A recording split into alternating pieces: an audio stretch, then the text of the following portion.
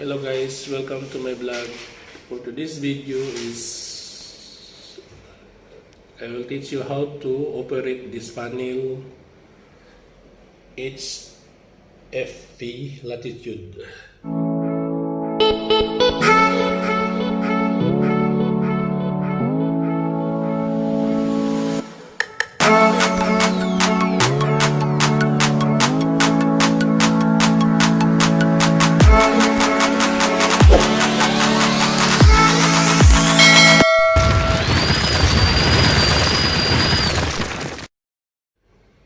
Okay guys, the basic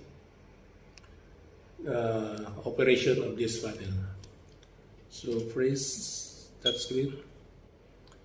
But now already log in. I will log out. Then okay guys, like this. So you can press activate or control to go password enter.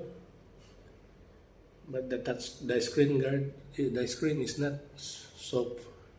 Need to press proper. Then now you can see the display for enter the password. So you type 63 1 2 3 4 5 6. Okay, then submit. Then you can go control.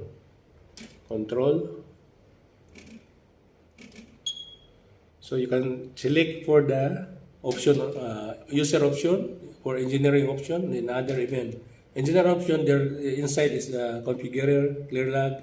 So we will check that one. This is for the user option.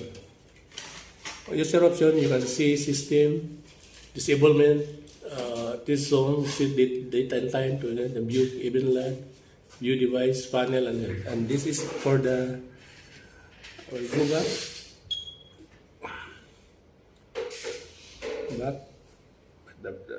back.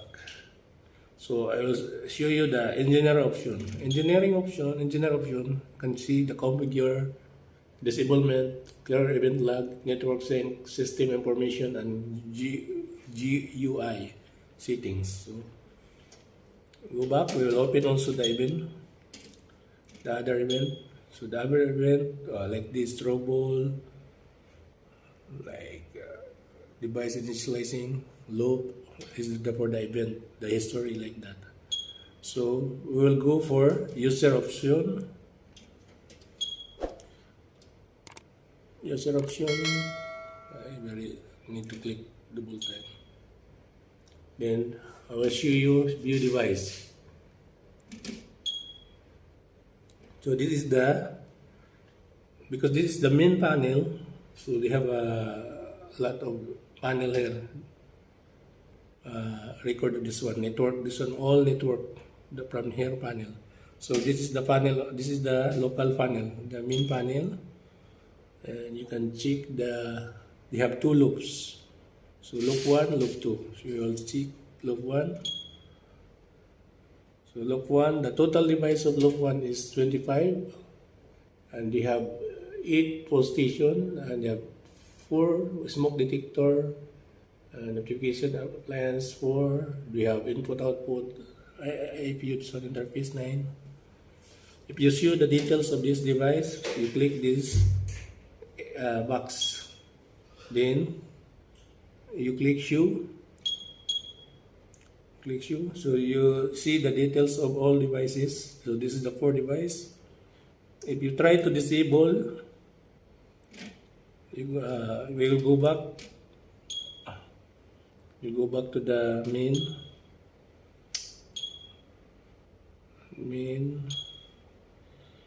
So you have a disablement. So you can click disable. You go back to panel option. Then device disable. You have option there. Then loop. Then select the smoke or manual pole station. For example, manual pole station. Show. So you can select what manual pole station you need to disable. And click this one. Example. You click more details. Then you have a disable button. This one you can disable. Okay, guys. And enable also same like this. You can go back. But this panel is not soft touch. Then back. I will check how many devices in loop 2. 54 devices in loop 2, manual positions, 5, 40 detectors, appliance 7, and IPU. Input output 2. Okay, back.